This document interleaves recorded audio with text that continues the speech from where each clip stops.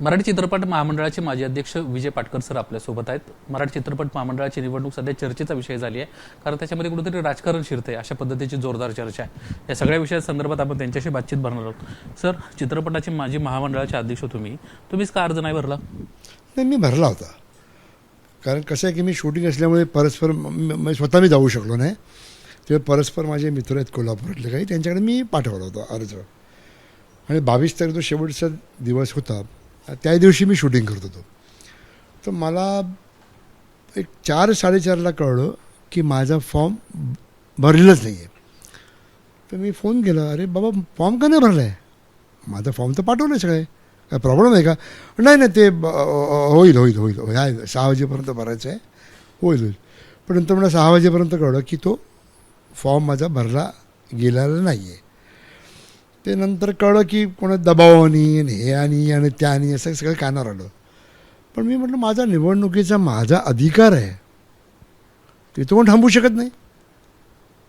तुम्ही पॅनलमधनं घेऊ नका, पॅनलमधनं काढा, जे का असेल काय, पण मी लढवू शकतो ना. मला लढवायचे आहे, अपक्ष लढवीन मी, त्यासाठी फॉर्म भरला होता मी. मग तो का भरला गेला नाही? तर ह्याही प्रकारचं अशा रंगाचं राजकारण जर आता महामंडळात येत असेल तर मला वाटतं भविष्यात काही होणार नाही महामंडळाचं. म्हणजे आतापर्यंत काही घडलंच नव्हतं. गेली 10 वर्ष तर काहीच घडलं नव्हतं, काही होत नव्हतं. म्हणजे मी सांगत नाही आहे, अख्खे सभासद आहेत, सो कॉल 40,000 सभासद आहेत, त्यांना जाऊन विचारा, कोणाला जाऊन विचारतं की 10 वर्षात महामंडळात काय झालं आहे. तुम्ही अध्यक्ष होता ना? हो, मी होतो अध्यक्ष, 10 वर्षापूर्वी होतो मी. तर काहीतरी होतं. जेवढी का आमची तुटपुंजी आमच्याकडे पैसे होते, त्यात कलाकारांसाठी, चित्रपटासाठी काहीतरी करण्याची धडपड होती, करत होतो आम्ही. मंत्र्यांपर्यंत आम्ही गेलो होतो, काहीतरी प्रयत्न चालला होता आमचा. कारण मी इकडेच आहे ना, मी काय विधानसभेत किंवा लोकसभेत बसत नाही. मी फावल्या वेळेत मी करत नाही. याच्यावर माझं पोट आहे. ज्यावर माझं पोट आहे, ज्या माणसांबरोबर मी काम करतो, त्या माणसांसाठी काहीतरी करावं, ही फक्त पोटतिडकी होती. घरातून मला पूर्ण विरोध होता की तू महामंडळात परत जाऊ नको म्हणून.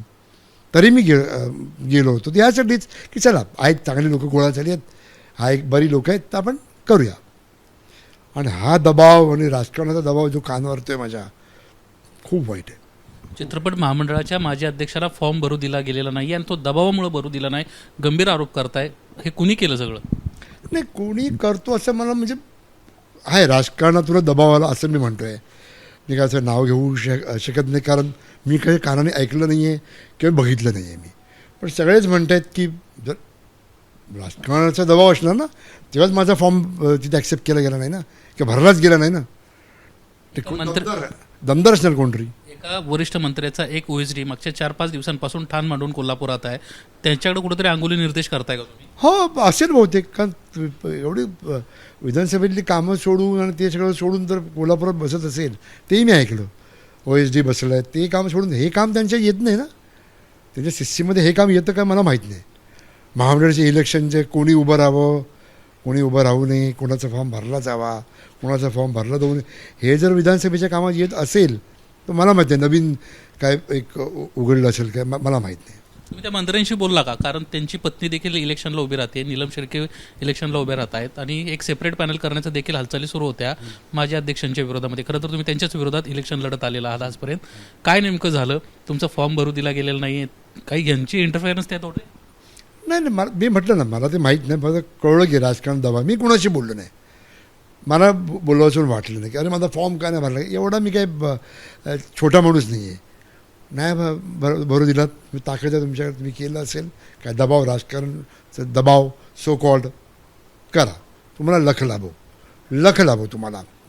मला कोण उभं राहतं आहे आणि नीलम येते आणि उभी राहते, मला काही आक्षेप नाही आहे. कारण नीलम शेळके माझी मैत्रीण आहे. मी सिनेमा केला आहे, मी नाटक केलं आहे. नवीन माणसं कोण येऊन करतायत आणि चांगलं काम भविष्यात करणार असतील तर त्यांना खरंच खूप खूप शुभेच्छा. माझा आक्षेप आहे फक्त मेघराज भोसलेवर. 12 कोटी भ्रष्टाचाराचा आरोप. हां, काय बरेच आरोप आहे.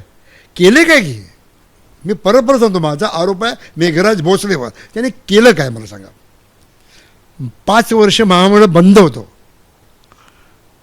5 वर्ष महामंडळ बंद होतं. गेलं 1 वर्ष प्रशासक नेमले आहेत. 7 महिन्यानंतर पगार मिळतोय कामगारांना. महामंडळाच्या कामगारांना 7 महिन्याने पगार मिळतोय, त्यांना काही पडलं नाही, इथून काही वाटत नाही आहे. त्या पगार बंदाला ही परिस्थिती कोणी आणली? आम्ही आणली आहे. महामंडळ आम्ही चालवत होतो का? बाहेरच्या मंडळ आम्ही चालवत होतो, तेच चालवतं ना. सो कॉल अध्यक्ष म्हणून मिरवायचे, लाजा नको वाटत त्यांना. जो मला फोन केला की माझ्या पॅनलमधनं उभा राहतो का, मी सांगितलं तो लाज वाटायला पाहिजे. तुम्हाला विचारतोय काय आहे की नाही, मला काय वाटतंय की नाही? तुझ्याबरोबर उभं राहून मी काय माती खाऊ का? लोक चपलाने मारतील मला तुझ्याबरोबर उभं राहिलो तर. लाज वाटायला पाहिजे तुला. तू स्वतः उभं राहतोयस हे तुला लाज वाटायला पाहिजे. म्हटलं तुला दिलं होतं ना 10 वर्ष महामंडळ, 5 वर्षात निवडून आलास, पहिलं निवडून आलास तू, चांगलं गेलं रोड निवडून आलास. पहिलं वर्ष 2 वर्ष काम केलं, काय काम केलं मला माहिती आहे. 2.5 वर्ष होतो मी बरोबर, काय काम केलं मला माहिती आहे. नुसत्या फिया जमा करणं आणि मेंबर वाढवणं म्हणजे महामंडळाची कामं नाही. काय केलं चित्रपटासाठी, काय केलं मला सांगा. की चित्रपटगृह मिळत आहेत का, हे मिळतात का? शेवटी केलं कोणी? राष्ट्रवादीचे बाबा पाटील, मनसेचे अमेय खोपकर, शिवसेनेचं तिकडे मंगेश देसाई, हे पॉलिटिकल लोक जाऊनच प्रेशर करत आहेत, त्यांच्यामुळे मिळत आहे. मग हे कशाला पाहिजेत? तर पॉलिटिकलच जावं का सगळ्यांनी?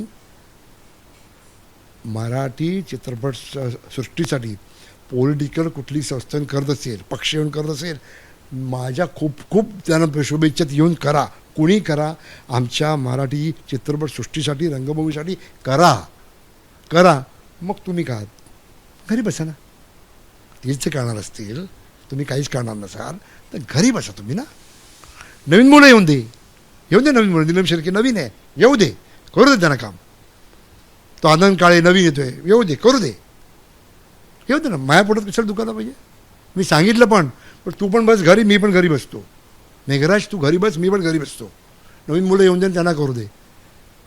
त्यातली एक आणखीन महत्त्वाची बाब अशी जी माझ्या कानावर आली की तुमच्याबरोबर दिग्गज 2 कलाकार होते, एक क्रांती रेडकर आहेत, दुसऱ्या निशिकांत वाड आहेत, यांना देखील उमेदवारी अर्जच भरू दिला नाही. हो, त्यांचे माझ्याबरोबर जे 5 जे होतो आम्ही, त्यांचे फॉर्मच भरले गेलेत नाही. आम्ही ठरवलं असतं ना माघार घ्यायची की नाही. 29ला आम्ही ठरवलं असतं की अरे बाबा आम्ही पॅनलमध्ये नाही आहोत, अरे आपण काय करणार, आम्हाला कोण मतं देणार आता आपण मागे फिरूया, असं आम्ही ठरवलं असतं कदाचित. किंवा मी पॅनल वेगळं काढलं असतं, काही केलं असतं. मला काय अध्यक्ष व्हायचं नव्हतं, त्यासाठी मी गेलोच नव्हतो. नंतर मी स्वतःचं पॅनल काढलं असतं ना, मला अध्यक्ष व्हायचं असलं असतं तर. दुसऱ्याच्या पॅनलमध्ये मी कशाला उभं राहिलो असतो. हो, निशिकांत वाढलं आम्ही एकत्र भरला फॉर्म परवा, आणि सकाळी कळलं की ती भरत नाही आहे. नाही अच्छा, इतके छान बोललो आम्ही. नंतर ती म्हटलं नाही मी नाही भरू शकत, मी नाही उभे राहू शकत. हे सगळे असे प्रकार जर महामंडळात आलेत, येणार असतील ना आलेत, तर महामंडळाचं काय होणार आहे मला कळत नाही. आणि सगळ्यांनी आमचे जे कलाकार मंडळी आहेत सगळी जे मतदान करणार आहेत, जरा डोळे बघा, उघडा नीट, तुमचेच आहे स्लोगन ते. बघा आणि विचार करून काय ते करा बाबा. मराठीत एक म्हण आहे सर, देवळात जर राजकारण आलं तर देवळातनं, मंदिरातनं, गाभाऱ्यातनं देवसुद्धा निघून जातो. तुमच्या चित्रपट महामंडळात असंच काही होतं आहे का आता? झालं आहे. गेली 5 वर्ष आमच्या जो महामंडळातला देव आहे, देव म्हणजे चांगुलपण चित्रपट सृष्टीसाठी करण्याची धडपड, कलाकारांसाठी करण्याची धडपड, हे सगळे पळून गेली आहे. सगळे पळून गेली आहे की ती माणसंच इथे नाहीत ना, कोण ती माणसंच नाहीत.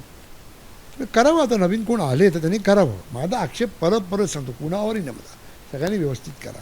मेघराज भोसले तुम्हाला दिलं होतं ना, 5 वर्ष जे चालू होतं त्यात तुम्ही केलं, पुढचे 5 वर्ष महामंडळ बंद ठेवलं. हे एका माणसामध्ये आक्षेप आहे फक्त. घरी बस, बाकीचे काय कामधंदे असतील ते करावे. मी कसं, मला घरी बसवलं, नो प्रॉब्लेम, शूटिंग चालू आहे, करणार मी. पण असं बोलू नये, मला काम भरपूर आहे, मला गरज नाही. मला गरज होती, मला महामंडळाची गरज होती. माझं पोट भरलं म्हणून माझे जे कलाकार मित्र आहेत, जे अर्धे उपाशी राहतात, त्यांच्यासाठी काहीतरी करण्याची माझी इच्छा होती. मी काही काम देऊ शकत नाही, मी का मोठा निर्माता नाही आहे, पण त्यातले 4 कलाकारांना काम देण्याची माझी इच्छा होती. कारण मी अजूनही मातीत काम करतो. मी 50 वर्षापूर्वी सिनेमा केला होता, 15 वर्षापूर्वी केला होता, असं नाही आहे. मी अजूनही करतोय. मी अजून काल शूटिंगवरून आलो आहे मी अजूनही आहे. ह्या मातीतलाच आहे मी. त्या मातीत राहिल्यामुळे आमचे जे मातीतले कलाकार त्याच्यासाठी माझी करण्याची इच्छा होती आणि ती तुम्ही करू दिली नाही मला. ते तुम्ही करू दिलं. माझा निवडणुकीचा अधिकार तुम्ही हिणावला आहे. मेघराज भोसले. नाही, मेघराज भोसले जे काय कोण अपोजिट आहेत ज्यांनी माझ्या बाबतीत केलेलं आहे त्यांना सगळ्यांना सांगतोय मी. माझा अधिकार तुम्ही हिरावला आहे. फार चुकीचं केलं आहे तुम्ही आणि ही पद्धत फार चुकीची आहे. नका करू. धन्यवाद सर आमच्याशी बातचीत केल्याबद्दल. चित्रपट महामंडळाची निवडणूक दिवसेंदिवस रंगतदार होताना दिसते आहे. मात्र या निवडणुकीमध्ये जे माजी अध्यक्ष आहेत त्यांचा उमेदवारी अर्जच भरू दिला गेलेला नाहीत.